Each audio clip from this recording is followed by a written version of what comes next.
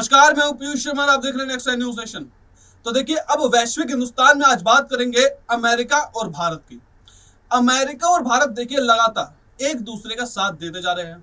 हालांकि देखिए, रूस की बात करें तो रूस और भारत का ज्यादा गहरा नाता है, लेकिन अब अमेरिका भी भारत को एक स्ट्रेटेजिक अलाय बड़ा ही मानता है, मतलब कि बहुत मजबूत अलाय मानता है, अपना मित्र मानता है।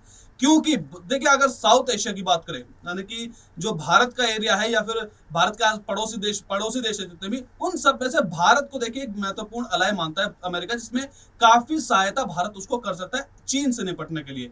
इस रिपोर्ट में आज आपको बताएंगे कि अमेरिका और भारत के बीच में आखिर चल क्या रहा है, किस किस विषय में आगे की ओर देखिए वो अपना जो प्रस्ताव है अमेरिका भारत के लिए बढ़ा रहा है, और साथ ही साथ चीन और पाकिस्तान के खिलाफ अमेरिका और भारत क्या कर रहे हैं, इस रिपोर्ट में जानिए।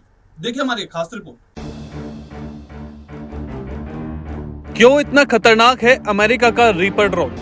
रक्षा विशेषज्ञों की माने तो अमेरिकी वायुसेना का रीपर ड्रोन की सबसे खास विशेषता है कि ये पलक झपकते ही सटीक निशाना लगाकर दुश्मनों का खात्मा कर सकता है। इसे इसकी स्पीड और फायर पावर के लिए भी जाना जाता है। वहीं इस एक ड्रोन का वजन किसी अफ्रीकी हाथी के बराबर है। रक्षा विशेषज्ञों के अनुसार इसे स्टेल्थ श्रेणी के इसलिए रखा गया जाता है, आधुनिक से आधुनिक रडार भी इसे पकड़ नहीं पाता। इसके अलावा रीपर ड्रोन तेज हवा के बीच में 1700 किलो वजन उठा सकता है, इसलिए इन ड्रोन को खतरनाक से खतरनाक हथियारों से भी लैस किया जा सकता है। वहीं इस ड्रोन से दुश्मनों को हवा से जमीन और हवा से हवा में टारगेट किया जा सकता है। भारतीय नौसेना को मिलेगी मजबूती।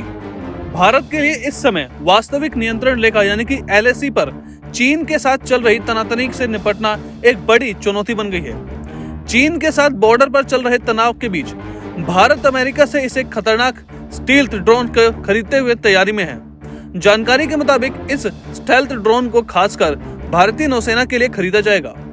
भारत के अत्याधुनिक ड्रोन सिस्टम मिलते ही सेना की ताकत और अवश्य बल मिलेगा।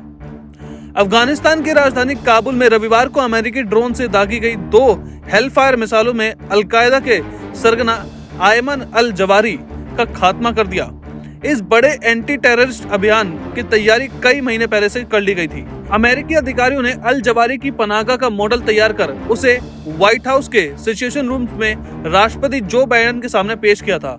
उन्हें पता था कि अल जवारी अक्सर अपने ही घर की बालकनी में बैठता है। इन ड्रोन्स में क्या है खास? ड्रोन्स बनाने वाली कंपनी जनरल एटॉमिक्स का दावा है कि यह ड्रोन 27 घंटे से ज्यादा वक्त तक उड़ सकता है। MQ-9 रीपर ड्रोन की अधिकतम स्पीड 444.5 किलोमीटर प्रति घंटा है। यह 50,000 फीट की ऊंचाई तक ड्रोन उड़ सकता है। एक साथ 12 मूविंग टारगेट्स को ट्रैक कर सकता है। टोटल 1746 किलो का वजन उठाने में सक्षम ड्रोन पर 1361 किलो वजन लादा जा सकता है। Fault tolerant flight control system, triple redundant avionics system architecture, बेहद मॉड्यूलर ड्रोन, आसानी से पेलोड्स को कॉन्फ़िगर किया जा सकता है। इलेक्ट्रो ऑप्टिकल इंफ्रारेड यानी कि EOIR surveillance radar, multi mode material surveillance radar, Lynx multi mode radar, electronic support measures, laser designator के अलावा कई वेपन्स पैकेज में ले जाने में सक्षम है। AGM-114 हेलफायर मिसाइलों को और लेजर गाइडेड बम ले जा सकता है। एक मिसाइल छोड़ने के सिर्फ 0.32 सेकंड के बाद दूसरे मिसाइल छोड़ सकता है। खतरों को ऑटोमेटिक डिटेक्ट करने में सक्षम है। Synthetic aperture radar, video camera और फॉरवर्ड लुकिंग इंफ्रारेड से लैस है। रियल टाइम में पूरी दुनिया में कहीं भी डाटा भेजने में सक्षम है। जवारी की जीवन शैली का खाका तैयार किया गया था। एक अधिकारी के मुताबिक अमेरिकी खुफिया विभाग ने अल जवारी की जीवन शैली का विस्तृत खाका तैयार किया गया था, और जब मिसाइलों ने उड़ान भरी तब अधिकारियों को यकीन था कि अल कायदा सरगना बालकनी में होगा। अमेरिका ने रविवार सुबह 6:18 बजे काबुल के सुदूर इलाके में मिसाइल दागकर अल जवारी का काम तमाम कर दिया। पिछले साल इस घर में पहुंचा था जवारी।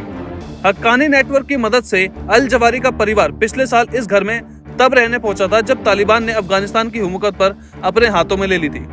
अल जवारी अमेरिका में 9/11 हुए आतंकी हमले की साजिश रचने वालों में शामिल था। मई 2011 में अमेरिकी नेवी सील के खुफिया अभियान में ओसामा बिन लादेन के मारे जाने के बाद वह अल कायदा का चीफ बन गया था। प्लानिंग में लगा महीनों का समय। अधिकारियों ने बताया कि अल जवारी के ठिकानों का सुराग मिलना काफी नहीं था। उसकी पहचान की पुष्टि करना, भीड़भाड़ वाले इलाके में ऐसे हमले की योजना बनाना जिसमें आम नागरिकों को नुकसान ना पहुंचे और यह सुनिश्चित करना कि अभियान से अमेरिका की अन्य प्राथमिकताओं को झटका न लगे, बेहद अहम था और यही कारण है कि इसमें महीनों का समय लग गया। तालिबान को नहीं लगी हमले की भनक। विशेषज्ञों के अनुसार पिछले साल अफगानिस्तान के सैन्य बलों की पूर्ण वापसी के बाद क्षेत्र में सक्रिय आतंकी संगठनों के बारे में खुफिया जानकारी जुटाने और हमले के लिए अमेरिका के पास बहुत कम ठिकाने बचे थे। ऐसे में फिलहाल यह स्पष्ट नहीं हो सका है कि अमेरिका ड्रोन ने मिसाइलों के साथ कहां से उड़ान भरी और क्या उन देशों को इस अभियान की जानकारी थी जहां से यह ड्रोन होकर गुजरा। अमेरिकी अधिकारी के अनुसार तालिबान को हमले की भनक तक नहीं लगने दी।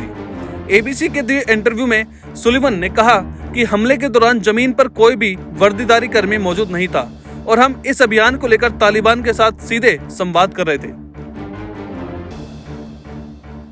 तो फिलहाल वैश्विक हिंदुस्तान में इतना ही। आप देखते रहिए नेक्स्ट न्यूज़ नेशन।